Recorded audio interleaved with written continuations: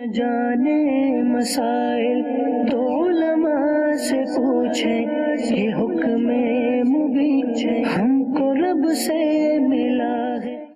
الحمدللہ رب العالمین والصلاة والسلام علی سید المرسلین، اما بعد فاعوذ باللہ من الشیطان الرجیم، بسم اللہ الرحمن الرحیم۔ الصلاة والسلام علیکہ یا رسول اللہ وعلی آلکہ واصحابکہ یا حبیب اللہ۔ الصلاة والسلام علیکہ یا نبی اللہ وعلی آلکہ واصحابکہ یا نور اللہ۔ مدنی چینل کے ناظرین، پروگرام دارالافتاء اہل سنت میں آپ کو خوش آمدید کہتے ہیں۔ اللہ پاک ہم سب کو علم میں برکتیں عطا فرمائے، جو علم ہم سیکھیں اس پر عمل پیرا ہونے کی توفیق عطا فرمائے۔ ہمارے پیارے نبی صلی اللہ علیہ وآلہ وسلم کا فرمان عظمت عالی شان ہے کہ جو شخص جمعہ کے دن مجھ پر 100 بار درود بھیجے، اللہ اس کی 100 حاجتیں پوری فرمائے گا۔ وہ 100 حاجتوں میں سے 30 حاجتیں دنیا کی اور 70 حاجتیں آخرت کی اللہ اپنی رحمت سے پوری فرمائے گا۔ اللہ پاک مجھے آپ کو کثرت کے ساتھ جمعرات، شب جمعہ اور روز جمعہ بارگاہ رسالت میں درود و سلام پیش کرنے کی سعادتیں عطا فرمائے۔ صلو علی الحبیب صلی اللہ تعالی علی محمد صلی اللہ علیہ وآلہ وسلم، صلاۃ و سلاما علیکہ یا سیدی یا رسول اللہ۔ آج کے ہمارے مہمان اور مجیب مفتی صاحب، مفتی جمیل صاحب ہیں۔ حضرت آپ کو خوش آمدید کہتے ہیں۔ جزاکم اللہ۔ کیسے مزاج گرامی آپ کے؟ الحمدللہ علی کل حال۔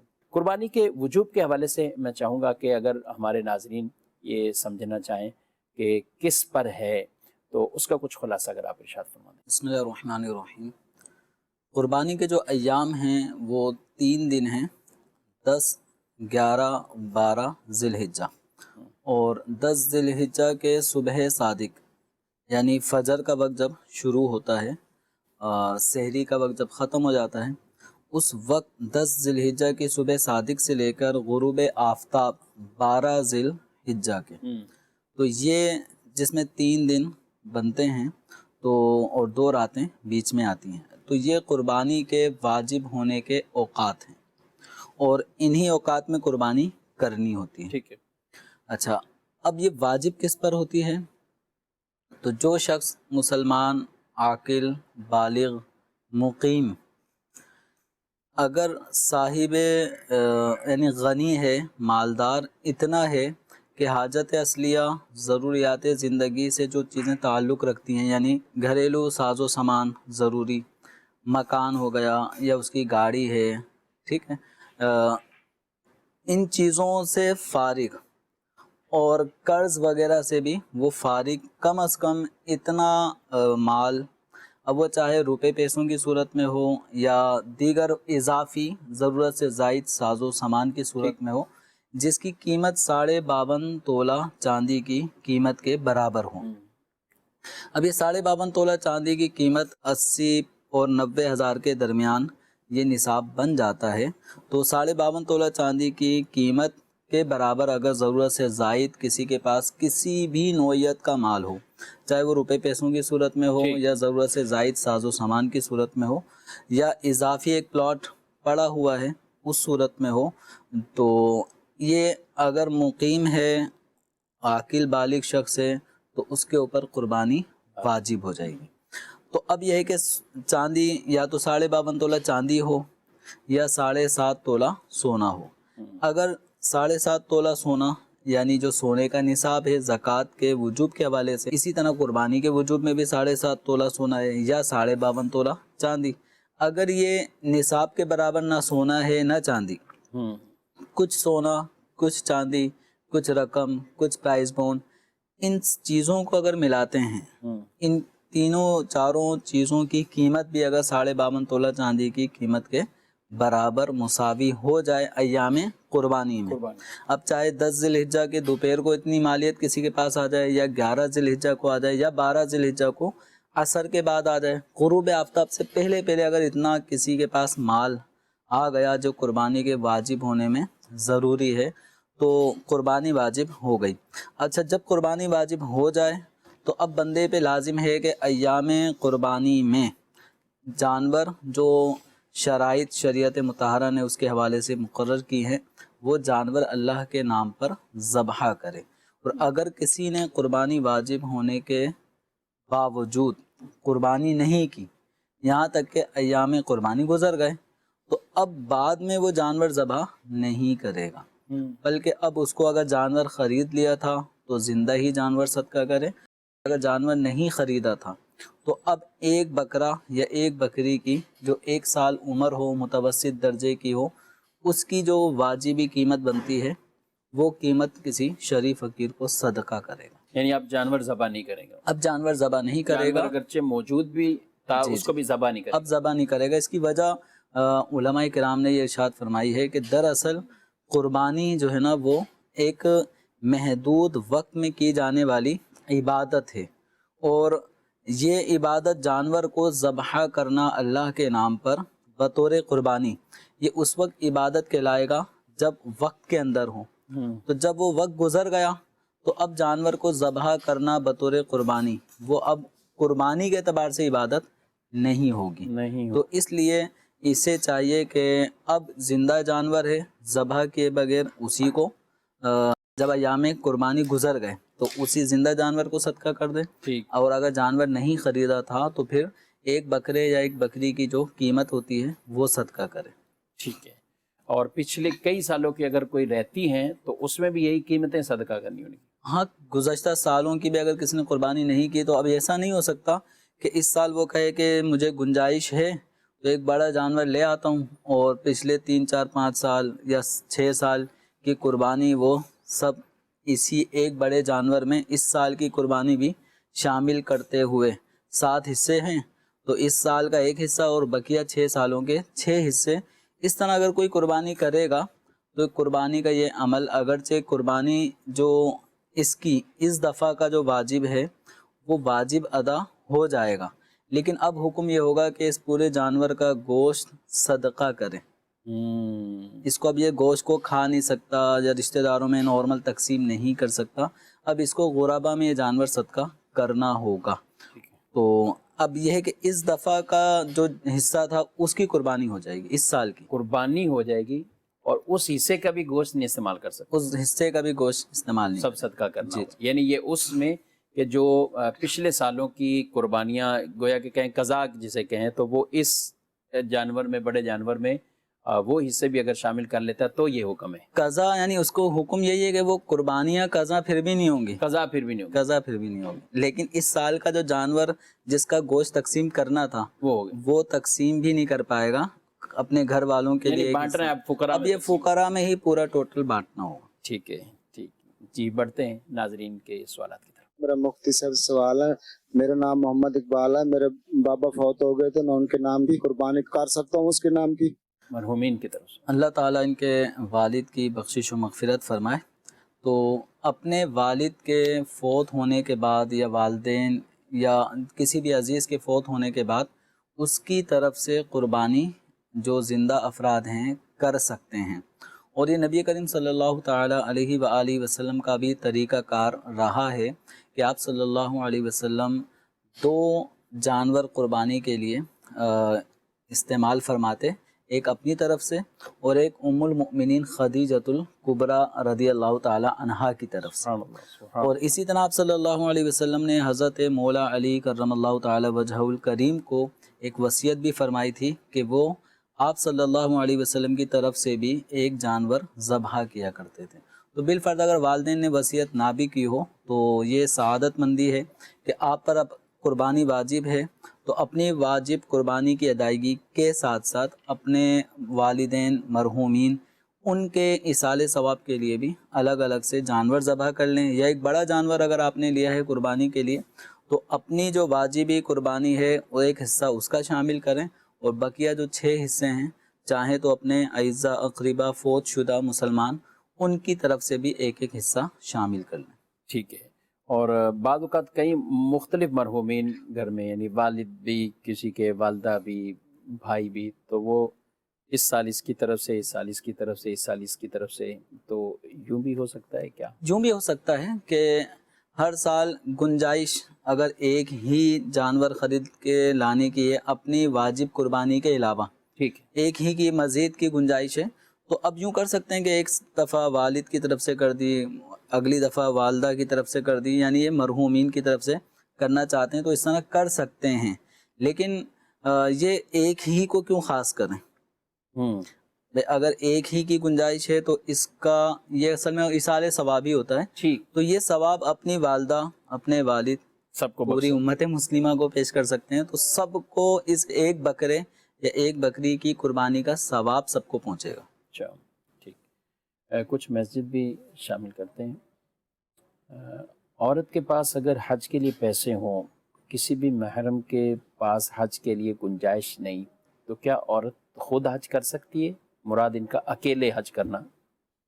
تو عمومی طور پہ اس طرح کے سوالات جو خواتین کے حوالے سے آتے ہیں وہ یہی ہے کہ وہ مکہ مکرمہ میں نہیں رہتے، وہ مکہ مکرمہ سے دور کسی جگہ جو شرعی مسافت بنتی ہے یا دوسرے ممالک. جی ہاں. تو ایسی صورت میں خواتین کو حج پہ جانے کے لیے یہ ضروری ہے کہ ان کے ساتھ کوئی نہ کوئی محرم ہو، بھائی یا والد یا بیٹا، بھتیجا، بھانجا، چچا، ماموں. ان صورتوں میں کوئی نہ کوئی محارم ساتھ ہو، یا اسی داماد بھی محرم ہوتے ہیں تو اس صورت میں بھی محرم ساتھ ہونا کفایت کرے گا، یا پھر شوہر ساتھ ہو. تو ان رشتہ داروں یا شوہر کے ہوتے ہوئے عورت پھر حج کی ادائیگی کے لیے سفر کرے گی. اور اگر عورت کے ساتھ کوئی محرم موجود نہیں ہے، شوہر نہیں ہے، یا اتنی استطاعت نہیں ہے کہ یہ بھی جا سکیں، تو فی الوقت عورت کے لیے اکیلے سفر حج کے لیے نکلنا یہ جائز عمل نہیں ہے. عورت انتظام کرے، مزید تھوڑا انتظار کر لے یہاں تک کہ کوئی نہ کوئی محرم اتنی استطاعت پائے کہ وہ سفر حج کے اخراجات برداشت کر سکے اور اس پر حج لازم ہو، تو وہ اور یہ دونوں مل کے حج پہ چلے جائیں. یا عورت کے پاس اتنی وسعت ہے کہ وہ اپنے محرم کو بھی اپنے ساتھ حج پر لے جا سکتی ہے، تو اب عورت کو اپنے محرم کو اپنے ساتھ حج پر لے کر جانا ہوگا. یعنی ان کا سارا خرچہ یہ خاتون اب یہ خاتون پھر برداشت کرے گی. ٹھیک ہے. وہ اپنے خرچے پر اگر نہیں راضی، کوئی بھی محرم جس کا ہے یا ہے ہی نہیں، یا ہے ہی نہیں، یا وہ کہتا ہے ٹھیک ہے میرے پاس اخراجات نہیں، آپ کے حج کی ادائیگی کے لیے آپ کا معاون میں بن کر محرم ہی ہوں اور آپ کے ساتھ سفر کروں گا، تو لیکن اخراجات نہیں ہیں، تو اب ان خاتون کے پاس اگر اتنی وسعت ہے کہ وہ اس کو بھی لے جا سکتی ہیں، یعنی ان کے پاس دو بندوں ایک اپنا اور ایک اپنے محرم کا، تو اب ان کو اب حج کی ادائیگی کرنی ہوگی.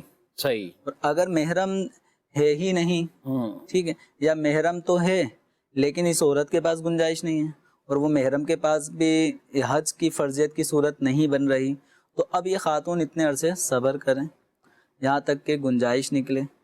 تو یہ اکیلے بہرحال یہ خاتون حج کے لیے نہیں جائیں گی. ٹھیک ہے. اور اس میں عمر کا بھی کوئی اعتبار نہیں. لوگ جو یہ سمجھتے ہیں کہ بھی عمر ہے اب اس میں اور وہ جاننے والے جا رہے ہیں، ان کے ساتھ خاتون بھی ہیں، اس کا بھی کوئی خواتین کے لیے کوئی عمر کی ایسی قید نہیں ہے کہ عمر کے اس اسٹیج کو پہنچنے کے بعد خواتین اب محرم سے آزاد ہو جاتی ہیں. ایسا نہیں ہے. چاہے عورت جوان ہو یا ادھیڑ عمر کی ہو یا ضعیف ہو، سفر کی حالت، صرف سفر حج کا ہی معاملہ نہیں ہے، 92 کلومیٹر مسافت دور ایک عورت کا بغیر محرم یا شوہر کے سفر کرنا جائز نہیں. چاہے وہ سفر ایک شہر سے دوسرے شہر کا، جیسے کراچی سے حیدرآباد کا سفر لے لیں، تو یہ بھی ایک عورت بغیر محرم کے نہیں کر سکتی. تو اسی طرح سفر حج جو پاکستان سے اگر مکہ مکرمہ جانا ہے تو یہ تو میلوں میل کا فاصلہ ہے، تو اس صورت میں بھی اس کو اکیلے سفر کی اجازت نہیں ہوگی. اور اسلام نے جتنے بھی اس طرح کے احکامات بیان کیے ان میں کئی حکمتیں ہیں. اسی میں عورت کا تحفظ ہے اور دیگر بھی کئی ایسے معاملات. ایسا نہیں ہوتا کہ لوگ سمجھتے ہیں کہ یہ سفر تو آسان ہے، اب تو آرام سے گاڑی پہ پہنچ جانا ہے، وہاں پہنچ جانا ہے. کئی اس طرح کے مراحل اور اس طرح کے معاملات وہ درپیش ہو جاتے ہیں. تو لہذا جو اسلامی اور شرعی احکامات ہیں ان کو ہمیں اپنی عقلوں کے ترازو میں یوں نہیں رکھنا چاہیے کہ قرآن اور حدیث کا حکم ہم دوسری طرف رکھ دیں اور کہا یہ سمجھ میں آ رہا ہے اب یوں کر لیا جائے. تو جو شریعت کا حکم ہے، جب حج فرض جیسے عمل کے لیے بھی فرما دیا، بھلے اس کے پاس اپنی گنجائش ہے، کوئی اور ساتھ اگر نہیں اس کے محرم، تو وہ حج کو بھی موقوف ابھی رکھے گی اور انتظار کرے کہ اس کے ساتھ اس کا محرم یا شوہر کا کوئی ایسا انتظام ہو جاتا ہے. مزید بڑھتے ہیں سوالات کی طرف. محمد ارسلان اتاری مدینہ الاولیاء ملتان شریف سے بات کر رہا ہوں. دارالفتہ اہل سنت میں مفتی جبیل صاحب آپ سے میرا یہ سوال ہے، جس پہ اتنا مال اور وسعت نہ ہو وہ قربانی بھی کرنا چاہتا ہے، جیسے مثال کے طور پہ عام ہی انسان ہے جس پہ اتنا مال وغیرہ نہیں ہے، اس پر قربانی واجب ہوتی ہے یا نہیں, اور پھر بھی قربانی کرتا ہے تو اس کی قربانی ہو جاتی ہے یا نہیں, کہ اس کے لیے مال اور وسعت بھی ہونا ضروری ہے؟ اس بارے میں رہنمائی فرمائیں. جی قربانی واجب ہونے کے حوالے سے ایک صورت ہوتی ہے کہ ایک شخص منت مان لے کہ اس دفعہ میں قربانی اللہ کے لیے اللہ کے نام پہ کروں گا. ٹھیک, اب اس کے پاس کوئی استطاعت نہیں تھی لیکن اس نے منت مان کر اپنے اوپر قربانی واجب کر لی. ٹھیک ہے, اب یہ اگرچہ غریب ہو اس کو قربانی کرنی ہوگی, واجب منت مان لی. ایک ہوتا ہے غنی مالدار جس کا بھی ہم نے جواب سنا کہ اس پر قربانی واجب ہوگی سنت ابراہیمی کی ادائیگی کے خاطر. ایک ہوتا ہے غریب جس پہ قربانی واجب نہیں ہے, یعنی وہ غریب ہے, امیر نہیں ہے, شریف فقیر جس کو ہم کہتے ہیں, اور اس نے منت بھی نہیں مانی. ٹھیک ہے, لیکن وہ اللہ کی محبت میں اللہ کی راہ میں ایک جانور کو ذبح کرنے کے لیے وہ جانور قربانی کی نیت سے خرید لیتا ہے.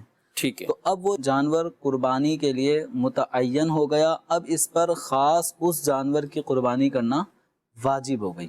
ٹھیک ہے, شریعت نے لازم نہیں کی تھی, خود اس نے کر دی, خود اس نے اپنے اوپر قربانی کا جانور بنیت قربانی خریدنے کی وجہ سے اپنے اوپر اس کا التزام کیا. اب اس پہ اس جانور کی قربانی واجب ہو گئی. اچھا, اب شفیق صاحب یہ سمجھیں کہ یہ اس نے ذوق شوق محبت میں ایک جانور خرید لیا. ٹھیک ہے, تو اب یہ جو ادا قربانی کرے گا تو یہ اپنے اوپر جو واجب کیا تھا وہ اس واجب کی ادائیگی ہو گئی. لیکن ایام قربانی آنے سے پہلے یا ایام قربانی میں یہ اگر اتنی رقم آ گئی ایام قربانی سے پہلے کہ آگے چلتے چلتے ایام قربانی میں بھی وہ غنی رہتا ہے, مالدار ہو جاتا ہے, تو اب اس کے اوپر قربانی الگ سے واجب ہوگی. اب یہ نہیں کہے کہ میں نے تو ایک جانور کی پہلے ہی خرید لیا تھا اور وہ تو قربان میں کر ہی رہا ہوں, تو اب الگ سے جانور کیوں خریدوں. اس لیے پہلا جو جانور خریدا ہے وہ فقیر شرعی ہونے کی حالت میں جو واجب نہیں تھی, آپ نے جانور خرید کے اپنے اوپر قربانی کو واجب کیا ہے. اور ایک قربانی ہے جو سنت ابراہیمی کی ادائیگی کے لیے مالدار غنی شخص پر شریعت نے واجب فرمائی ہے. اب آپ ہو گئے صاحب نصاب ایام قربانی میں, اب آپ کو ایک قربانی وہ کرنی ہے, تو پچھلی ایک اور جو جانور خریدا تھا وہ والا واجب الگ ہے, وہ خود کیا ہے, اور ایک شریعت نے لاگو کیا ہے. ٹھیک ہے, تو اب یوں دو قربانی کرنی. اگر مالی وسعت نہیں ہے اور وہ شریف فقیر والی ہے, جی, اب اس نے وہ جانور خریدا تو اب اس پر لازم ہی رہے گا کہ یہ اس کی قربانی کرے. اب یہ اس پہ لازم ہے کہ اس جانور کی قربانی کرے گا. اب اس جانور کو قربان نہ کرے ایسا نہیں ہو سکتا. ٹھیک ہے, کہ میرے کوئی کہے گا بھائی آپ کے تو حالات اتنے نہیں ہیں, اب آپ نے لے لیا لیکن اب آپ اس کو بیچ دو, اور اب یہ بیچے گا بھی نہیں بیچ سکتا, یعنی اس کو قربانی کر. اب خاص اسی جانور کی قربانی لازم ہو گئی. حتیٰ کہ اگر یہ جانور جیسے بعض اوقات جانور لوگ ہفتے 10 دن پہلے لے آتے ہیں اور حتی الامکان تو وہ کوشش کرتے ہیں کہ اس کی حفاظت ہو, بالکل, لیکن بچے ہیں, بچے جانور کو جب ان کے ہاتھوں میں آتا ہے تو دوڑاتے ہیں. کچھ نہ کچھ کر کے پیدا اس طرح کے دارالفتہ میں سوالات فون پہ آ رہے ہوتے ہیں, لوگ ویسے ہی دارالفتہ میں آ جاتے ہیں تصویریں وغیرہ لے کے کہ بھائی جانور کی یہ کنڈیشن ہو گئی ہے کہ فریکچر ہو گیا ہے, اب یہ اٹھتا ہی نہیں ہے, چل ہی نہیں پاتا, تو آیا اس کی قربانی ہوگی یا نہیں ہوگی. تو اگر کوئی شریف فقیر نے قربانی کی نیت سے جانور خریدا ہے, اب وہ جانور اگرچہ معذور ہو جائے, اگرچہ ایسا ہو جائے کہ اس جانور کی قربانی نہیں ہوتی, ٹھیک ہے, لیکن فقیر شرعی کو اب یہی جانور ذبح کرنا ہو, یہی کرنا ہوگا, یہی کرنا. ٹھیک ہے. اچھا, اگر ویسے گھر کے اندر جانور ہیں جو عام طور پہ اگر کہیں کہ دیہات کی ایک زندگی ہے, گاؤں دیہات میں بھی روک رہنے والے کوئی نہ کوئی جانور ان کے پاس ہوتے ہیں, بکریاں ہوتی ہیں, دیگر چیزیں, اب ان کی گھر میں پالا ہوا ہے, اس کے اوپر کوئی نیت ہو جائے کہ بھئی اس کو ہم قربانی کر لیں گے, ہے وہ شریف فقیر. ایک تو یہ ہے کہ ان کے اپنی جو بھیڑ بکریاں ہیں انہی کی نسل میں سے کسی ایک کو چناؤ کر لیا کہ اور ہیں شریف فقیر. اچھا, ایک صورت یہ ہے کہ ویسے ہی جانور خرید لیا تھا پالنے کے لیے, اب نیت ہو گئی کہ اس کو میں قربان کروں گا. تو ان دو صورتوں میں خاص اس جانور کی قربانی اب ان پہ واجب نہیں ہوئی. واجب نہیں رہی. واجب ہونے کی وہی صورت ہے کہ جو آدمی بنیت قربانی شریف فقیر ہو اور بنیت قربانی کوئی جانور خریدے, تو یہ اس کا ایک التزام ہوا. یہ گویا ایسا ہو گیا جیسے کوئی آدمی منت مان لیتا ہے تو اس کو وہ ادا کرنا ہوگا. تو اس نے جانور خریدا ہے, اپنے اوپر ایک التزام کیا ہے, ایک چیز لازم کی ہے, تو تو اب قربانی کرنی ہوگی. لیکن جس کے جانوروں میں سے کسی ایک جانور کو اس نے سلیکٹ کیا کہ اس دفعہ میں اس کی قربانی کروں گا اور ہے شریف فقیر، تو اس کی اس تعیین کرنے سے خاص وہ جانور قربان کرنا اس پہ واجب نہیں ہوا. اس پہ قربانی بھی واجب نہیں ہوئی اور خاص وہی جانور قربان کرنا ہے یہ بھی واجب نہیں ہوا. لیکن واجب نہ ہونا ایک الگ بات ہے. جب اللہ تعالیٰ کی راہ میں کوئی چیز خرچ کرنے کا ارادہ کر لیا تو آدمی کو واپسی اپنے ارادے کو بدلنا نہیں چاہیے، اس کام کو کر گزرے. ٹھیک ہے جی، مزید سوال. میرا سوال یہ تھا کہ اگر کوئی عورت اپنے میاں کے پاس دوسرے ملک جاتی ہے، مطلب ایک ملک سے دوسرے ملک جاتی ہے، تو وہ بھی سفر میں ہی کاؤنٹ ہوتا ہے، تو کیا وہ سفر کرنا جائز ہے یا وہ بھی عورت کے لیے منع ہے؟ جزاک اللہ خیر. ٹھیک ہے، مزید. میرا سوال یہ ہے کہ میں ایک قربانی تو میں کروں گا، ٹھیک ہے، جو کہ میرے اوپر فرض ہے. اب میں چاہ رہا ہوں کہ اگر ایک قربانی میں اور کروں جو کہ سب کی طرف سے ہو جائے، حضور صلی اللہ علیہ وسلم کی طرف سے، سارے بزرگوں کی طرف سے، میرے والدین کی طرف سے، کیا ایسا ہو سکتا ہے؟ ٹھیک ہے، پہلا سوال عورت، اس کا تو جواب تفصیل سے ہو گیا، ڈیٹیل سے ہو گیا کہ جی صرف حج کے لیے ہی نہیں ہے یہ سفر. اگر عام بھی کسی کام کے لیے، یا آپ نے جیسا کہا شوہر کے پاس بھی جانا ہے تو ان کا محرم ساتھ ہونا ضروری ہے. محرم میں سے بیٹا ہو سکتا ہے، بھائی ہو سکتا ہے، ان عورت کا اپنا جو ہے وہ چچا ہیں، ان کے اسی طرح سگے ماموں ہیں، تو یہ اس کے محارم کہلاتے ہیں. ان کے بغیر سفر کرنا جائز نہیں. جو شرعی سفر مسافت تک، آپ نے بیرون ملک پوچھا تو وہ جائز نہیں ہے. قربانی یہ کریں گے، دوسرے بھائی نے پوچھا ہے قربانی کریں گے، ایک اپنی طرف سے، ایک نبی پاک صلی اللہ علیہ وسلم اور تمام بزرگوں. اس میں ہونا کیا چاہیے؟ ایک کو خاص کر دیا جائے اور ثواب پھر سب کو پیش کر دیا جائے، یہاں پر جیسے انہوں نے کہا تو حضور علیہ السلام کے لیے یہ کریں، کیا کریں یعنی قربانی؟ اس میں چاہیں تو یہ صورت کہ سرکار دو عالم صلی اللہ علیہ وسلم کے لیے سر فہرست کہ حضور کو اس کا میں قربانی کا ثواب پیش کروں گا، پھر آپ صلی اللہ تعالیٰ علیہ وآلہ وسلم کے وسیلے سے حضور کے صدقے اس کا ثواب آگے جتنے بھی مرحومین کو یہ پہنچانا چاہیں تو وہ ثواب میں اس طرح یہ سال ثواب کر لیں. یوں بھی کیا جا سکتا ہے، اور خاص سرکار دو عالم صلی اللہ علیہ وسلم کے لیے حضور سے محبت کے اظہار کے لیے اگر وہ جانور حضور کے ایصال ثواب کے لیے ذبح کرتے ہیں تو یہ بھی ایک اچھی صورت ہے. تو چاہیں تو ایک جانور سرکار دو عالم صلی اللہ علیہ وسلم کے لیے خاص کر لیں بطور قربانی، اور مزید گنجائش ہے تو دوسرا جانور امت مسلمہ یا اپنے مرحومین کے لیے کر لیں. اور اگر گنجائش نہیں ہے، ایک ہی جانور بالفرض کوئی اپنی طرف سے اپنے واجب کی ادائیگی کے لیے قربان کرنا چاہتا ہے تو یہ اپنے اس واجب قربانی کی ادائیگی پر جو ثواب ملے گا تو اس ثواب کو بھی امت مسلمہ کو پہنچا سکتا ہے. اس طرح اس کا اپنا واجب ادا ہو جائے گا اور ایصال ثواب بھی ہو جائے گا. تو خاص اگر ایک ہی کی گنجائش ہے تو اس ایک قربانی کا بھی ثواب پہنچایا جا سکتا ہے. لیکن نیت یہ ہونی چاہیے یہ میری طرف سے قربانی ہو رہی ہے اور اس کا ثواب جو ہوگا وہ امت مسلمہ کو. تو مرحومین اگر ان کی طرف یا اولیاء کی طرف تو ایک کی طرف سے کرنی چاہیے یا 10-12 کی نیت سے کیسے کرنی؟ ایک جانور کر رہے ہیں، مطلب بکرا کر رہے ہیں، دمبا کر رہے ہیں، اس ایک جانور کو اگر ذبح کر رہے ہیں تو ایک کی طرف سے کیا جائے، یہ زیادہ بہتر. جی مزید. میرا سوال یہ ہے کہ آج کل اجتماعی قربانی ہو رہی ہے جس میں 7 حصے ہوتے ہیں، 7 حصے ہوتے ہیں، اس میں یہ پتہ نہیں چلتا کہ کون سا حصہ جائز ہے. اگر کوئی 7 حصے میں کسی کے پیسے، کسی کے حرام کے پیسے ہوں تو کیا اس سے قربانی جائز ہو جائے گی؟ کیونکہ اب جگہ جگہ اجتماعی قربانی ہوتی ہے، وہاں پوچھتے تو نہیں ہے کہ آپ کے حرام کے پیسے ہیں کیا حلال کے پیسے ہیں، کیونکہ اگر 7 حصے میں کسی ایک حصہ حرام کا ہوا ہے، ایک حصہ حلال کا ہوا تو پھر یہ کیا اس طرح کیا ہوگا؟ جی تشویش انہوں نے یہ ظاہر کی کہ ایسے سب کے پیسوں کا اولاً کیا یہ تحقیق کا حکم ہے کہ ہر ایک کو حصہ جمع کرتے ہوئے بھی وہ ان پیسوں کے حوالے سے بھی پوچھیں؟ ایک مسلمان کے ظاہر حال کے پیش نظر اس طرح سوال نہیں کرنا چاہیے کہ آپ یہ چوری کر کے تو نہیں لائے، یا آپ نے سود میں تو حاصل نہیں کیے، یا رشوت کے پیسے تو نہیں ہیں، جوا تو نہیں ہے. تو ایک مسلمان کے ظاہر حال کے ایک آدمی اتنی اویئرنیس تو رکھتا ہے کہ اللہ کے رسول صلی اللہ علیہ وسلم کی رضا کے حصول کے لیے وہ یہ نیک کام میں یہ رقم خرچ کر رہا ہے تو یہ سودی یا حرام پیسوں سے تو نہیں کرے گا. اور قربانی جیسا ایک مقدس عمل بھی آدمی جب رقم اس کے لیے پیش کرے گا تو ایسی رقم پیش نہیں کرتا جو حرام ہو. اور یہ بات طے ہے کہ اللہ تبارک و تعالیٰ جو ہے وہ طیب ہے اور پاکیزہ چیزوں کو ہی قبول کرتا ہے. اب قربانی جیسے عمل میں بھی کوئی حرام مال کیسے لے کر آئے؟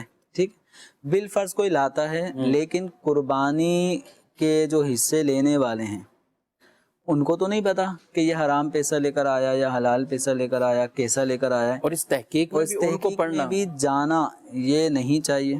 ٹھیک ہے، تو جانے کی ضرورت بھی نہیں ہے، ظاہر حال کو ہی دیکھ کے ہم رقم کلیکٹ کر لیں گے. اب اس طرح اگر جانور آ جاتا ہے اور اس میں کوئی ایک ایسا فرد ہوا کہ جس کے پیسے حلال نہیں تھے، حرام تھے، لیکن جو قربانی کا جانور ہوا اس جانور میں مزید 6 افراد تھے جن کے 100% حلال رقم تھی، تو قربانی سب کی طرف سے ہو جائے گی. رہا معاملہ ثواب کا، تو وہ ثواب جس کے حرام کی پیسے تھے تو اللہ تعالیٰ کی بارگاہ میں وہی مال قبول ہوتا ہے جو حلال ہو. حرام مال اللہ کی بارگاہ میں قبول نہیں ہوتا. تو اس بندے کی اپنی قربانی کی قبولیت اور عدم قبولیت کا معاملہ الگ ہوگا، بقیہ لوگوں کی قربانی ہو جائے گی، قربانی ہو جائے گی. لیکن یہ ہے کہ نارمل یہی ہوتا ہے کہ جیسے جمعے میں بیانات ہوں یا اس طرح کے مواقع ہوں تو یہ عوام کو یہ مسائل بھی بتائے جائیں کہ اللہ تعالیٰ کی راہ میں پاکیزہ مال خرچ کریں، تاکہ اگر کوئی حرام مال بھی خرچ کرنے چاہ رہا تھا تو وہ حرام مال کا جو حکم ہے اس میں عمل کرے اور قربانی جیسے اس واجب کی ادائیگی میں حرام کا 1 روپیہ بھی شامل نہ کرے. ظاہر ہے، اور حرام مال تو ویسے بھی اس میں نہیں شامل کرے، یعنی عام کام کاج میں بھی تو شامل نہیں کرے گا اپنے ذاتی استعمال میں. اس کا جو شریعت کا حکم ہے، حج جیسے فریضے کے لیے بھی تو کیا فرمایا کہ جو زیادہ راہ حلال لے کر جائے تو وہ لبیک کہتا ہے تو اس کی لبیک پر اسے سعدیک کہا جاتا ہے، تیرے لیے مبارک ہو. لیکن جو لبیک کہتا ہے اور زیادہ راہ اس کا حرام ہے اسے لا لبیک کہا جاتا ہے. کہتے کوئی یہاں تک کہ جو روایت میں یہ ارشاد فرمایا گیا کہ اگر وہ اپنے ہاتھ پراگندہ حالت میں آتا ہے، مٹی ہے، غبار ہے، یہ ساری چیزیں، ہاتھوں کو وہ اپنا بڑھاتا ہے اور دعا کرتا ہے یا ربی یا ربی یا ربی. پھر ارشاد فرمایا فَأَنَّا يُسْتَجَابُ لِذَلِكَ، اس کی دعا کیسے قبول ہوگی کہ جس کا مطعم حرام، مشرب حرام، ملبس حرام وغذی بالحرام، جس کا کھانا پینا پہننا غذا حرام ہے، اس کی دعا کیسے قبول ہوگی. تو اس لیے جب بھی نیکی والے یہ معاملات ہیں تو انڈرسٹوڈ ہے کہ اس کے اندر پاک مال جو صاف ستھرا مال ہے وہی اللہ کی راہ میں خرچ کیا جائے. اور اگر کسی کے پاس حرام مال ہے تو جو اس کا شریعت مطہرہ کا حکم ہے کہ بغیر نیت ثواب جہاں صدقہ کرنا ہے وہاں صدقہ کریں، جہاں اصل مالک کی طرف لوٹانا ہے، جیسے رشوت کا مال لیا ہوا ہے تو جو اس کے اصل مالکان ہیں انہی کی طرف اس مال کو واپسی کرنا. عام طور پہ جمیل صاحب لوگ یہی سمجھتے ہیں کہ ناجائز امور کے چند وہ باتیں ہیں. تو تفسیر صراط الجنان میں قبلہ مفتی قاسم صاحب نے دامت برکات مولانا نے وہ جو آیت مبارکہ نا یا ایھا الذین آمنوا لا تاکلوا اموالکم بینکم بالباطل، یہ باطل طریقے اس کے جو ہے نا اس کے پورے نیچے وہ وضاحت کی، دھوکے کے ذریعے سے، ناحق طریقے سے، چوری کے ذریعے، رشوت کے ذریعے، آدمی کوئی بھی ایسا ناجائز اور باطل طریقہ جو شریعت میں جائز نہیں اس طرح اپنا مال ہتھیا لینا حرام مال، ناجائز مال. اب اس کے تقاضے وہ اس کے مطابق ہوں گے کہ کس مال کا کیا حکم اور اس سے سبکدوش آدمی کیسے ہو. اللہ پاک سب کو یہ باتیں سمجھنے کی بھی توفیق عطا فرمائے. اچھا کسی کو یہ وہم آتا ہے جیسے انہوں نے بھی کہا ویسے تو اس کو کیا پھر اپنا ہی جانور لے لینا چاہیے؟ آپ کیا مشورہ دیں گے؟ دیکھیں مسلمانوں کے ساتھ تو حسن گمان رکھنا ہی ہوگا نا. صحیح ہے بالکل. اب یہ نہیں ہوگا یا کہ جو جانور میرا جس میں میرا حصہ ہوگا پتہ نہیں کسی کا اس میں حرام روپیہ نہ آ گیا ہو تو یہ بدگمانیاں کیوں پالی جائیں. صحیح. ہمیں مسلمانوں کے ساتھ حسن ظن ہی رکھنا چاہیے. جس طرح آپ اپنا حلال پیسہ پیش کر رہے ہیں تو ایسے بقیہ 6 افراد نے بھی تو حلال ہی پیسہ دیا ہوگا، وہ بھی آپ ہی جیسا ذہن رکھتے ہوں گے. تو اب یہ ہے کہ بدگمانی نہیں کرنی چاہیے. اگر کسی کا اطمینان پھر بھی نہیں ہوتا مثال کے طور پہ تو اب اسے وہی ہے جو آپ مشورہ دے رہے ہیں کہ الگ سے ہی پھر اپنا کوئی جانور، اپنا بکرا بکری دمبا بھیڑ جو شرائط کے مطابق ہوں وہ خرید لینا چاہیے. صدقے کی چیزیں کیا خاص کوئی پرندوں کو ڈالنا یا کہیں عام کسی ایسی نارمل جگہ پہ پھینک دینا، اس کو کیا کہیں گے آپ؟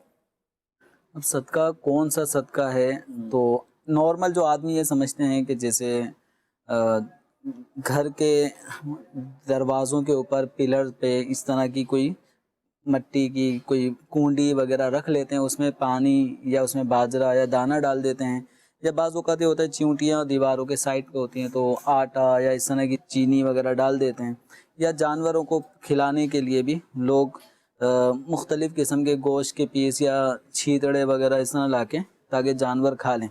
تو اب یہ ہے کہ ان جانور جن تک غذا نہیں پہنچ پا رہی، اگر کوئی ان کو کھلانے پلانے کے لیے اسباب اختیار کرتا ہے تو یہ بھی صدقات کے عموم کے تحت داخل ہے۔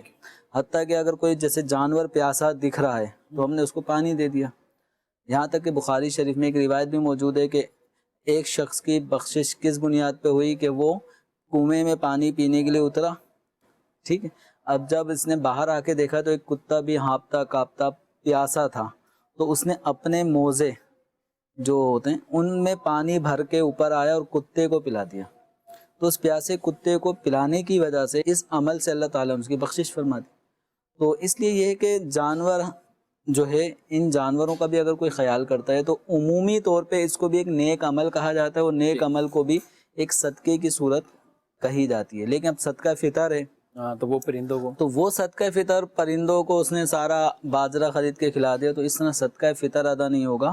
تو یا ایام حج میں کوئی غلطی کر بیٹھا اور اس میں جنایت کے طور پہ صدقے لازم ہوتے ہیں، تو وہ صدقے کے پیسوں سے گوشت خریدا اور جانوروں میں کھلا دیا، اس طرح صدقے ادا نہیں ہوں گے۔ عام صدقہ اس کو کہہ سکیں گے کہ ایک نارمل ہے، نہ کوئی منت ہے نہ کوئی اور واجبہ صدقہ ہے، اسی پیسوں میں سے کچھ اس نے یہ چیزیں لیں جو کہ پرندوں کو کھلائی جاتی ہیں، صدقہ تو ہے نا؟ صدقے کے عموم کے تحت یہ داخل ہے، یعنی ہر تر جگر میں صدقہ، ہر تر جگر میں صدقہ ہے، یعنی مراد یہ اجر ہے۔ سبحان اللہ۔ تو اب یہ ہے کہ جس جانور کو بھی اگر کھلا رہا ہے اور جانور کا بھوک پیاس مٹا رہا ہے تو یہ عمل بھی ایک ثواب کا کام ہے۔ ماشاءاللہ۔ ناظرین کرام، اپنے پروگرام ملاحظہ کیا، اپنا فیڈ بیک بھی ضرور دیجیے گا۔ اللہ پاک ہم سب کو نیکی کے کام میں بڑھ چڑھ کر خود بھی علم سیکھنے والا ہی بنائے اور دوسروں کو سکھانے والا بھی بنائے، آمین بجاہ نبی صلی اللہ علیہ وسلم۔ جانے مسائل تو علماء سے پوچھیں، یہ حکم مبین ہم کو رب سے ملا ہے۔